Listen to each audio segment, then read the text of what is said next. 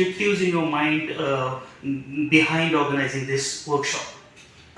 Basically, this from South Africa, we have very good friends and scientists, Professor Srinivasu, and there are all other colleagues. In fact, they every year actually they comes to India for 1 month or a couple of months, and we have very good relations since last decade. Savitribai Phule Pune University, when I was a dean over there, Yes. that time, in fact, we had a MOU also. We had signed a MOU with University of South Africa from Johannesburg. So from that day itself, whenever he comes, and otherwise I also go, and whenever he comes along with his colleagues, I used to arrange such workshops or conferences or seminars, so that our students basically will get an idea that what is going on in research field, at the same time what kind of opportunities are there for them actually in their future career in India or in abroad. So I think that was the basic objective. If our rural students, or for that matter even Indian students, want to pursue a career in this field, basically in environmental issues, if they want to pursue their career, they want to take a training, or they want to do a higher studies in that, or they want to do a job in this field, what are the career opportunities to these youngsters? Yeah, that's a pretty good question. Actually, Thank you. there are, uh, you know, you select any field, and especially now environment and energy field, because that is the human need, True. fundamental human need. For everything that we do, you need environment and energy. So there are hundreds and thousands and millions of opportunities. People just have to, students just have to focus on ability to resolve issues, because there are, as you mentioned itself, that you try to solve one problem and create 100 problems. True. Right? Right. And those 100 problems have to be solved. So those are the opportunities for students. That's the way every field is, including law field. We humans create many problems rather than solutions.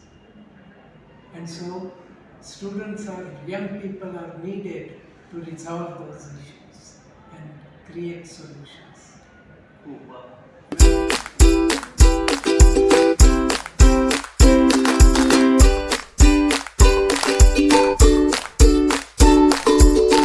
Ozone layer is depleting, biodiversity is in a danger, lots of problems we are facing. Our rivers are not clean.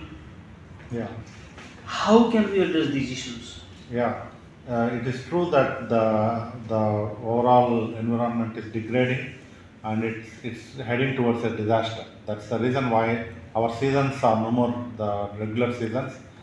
Seasons are jumbled up. Yeah, then And then if you fly from any country, if you are frequent flyer, you will notice that the number of turbulence occurrence, the frequency of turbulences is too much than 10 years back.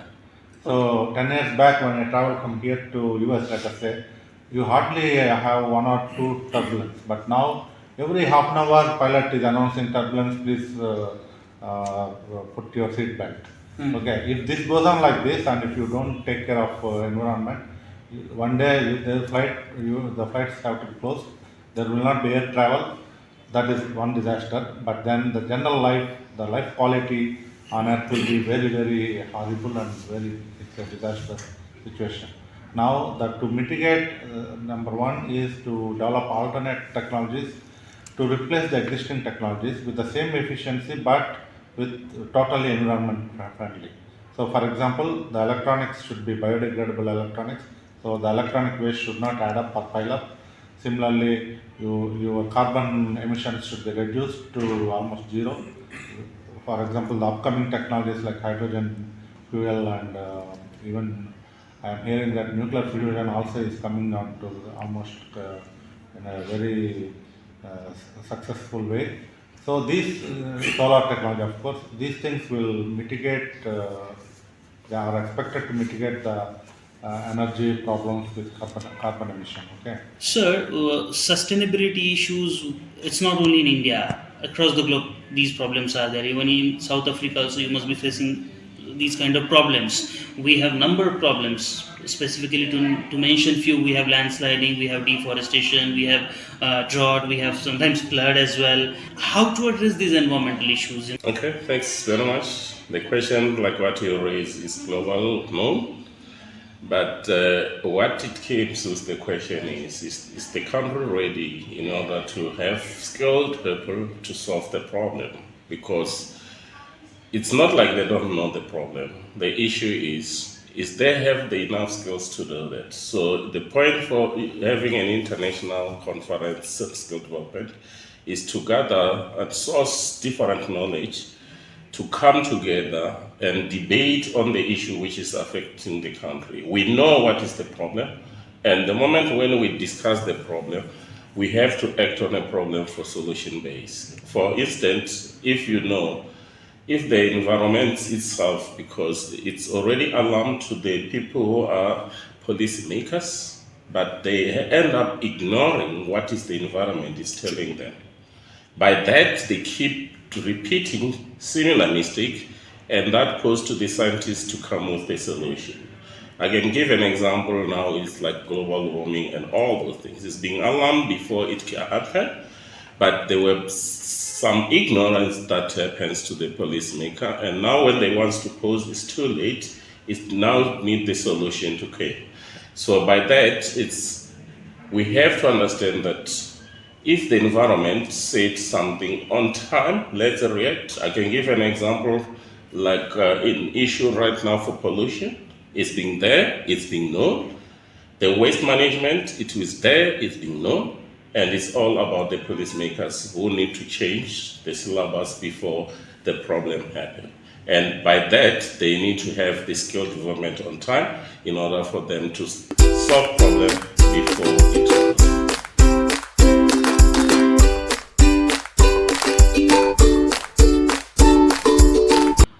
What if our students want to learn in your university? What's the procedure? How can they approach, and to whom they are supposed to approach? Yes. Suppose once the student decides that they want to do any masters or PhD in University of South Africa, Okay. first they have to select the field of research. So then they have to write a letter to the supervisor. They have to choose the supervisors, because we have list of supervisors Okay. on our website, University of South Africa, www.unisa.ac.za. That is our website link. So first they have to choose the supervisor from the list of staff members. Okay. Then they have to write a letter to the supervisor with the research outline. Okay. So the supervisor will look at the research outline, and if the supervisor is happy with the research, then the supervisor will issue a letter, acceptance letter. So then that letter they have to attach it along with the application. So once it is approved, because it comes through the department, and department chair has to approve the application. So once it is approved, then the student will register Okay. for the program, either masters or PhD. It's the same procedure. Okay. Is there any provision for stipend or a scholarship? Yes, but the thing is that we have like 2 steps Okay. of getting the bursary. Like first step is, first they have to write the proposal, Okay. and proposal has to be accepted. Only once the proposal is accepted, the tuition fees is waived. Okay. That's good. And the next step is they have to apply for ethical clearance before they initiate the research. Okay. So once they have the ethical clearance certificate, so then they will be issued bursary. Okay. That's good. That's Yeah. good. So they will get, all international students will get bursary for sure, but they have to go through this process.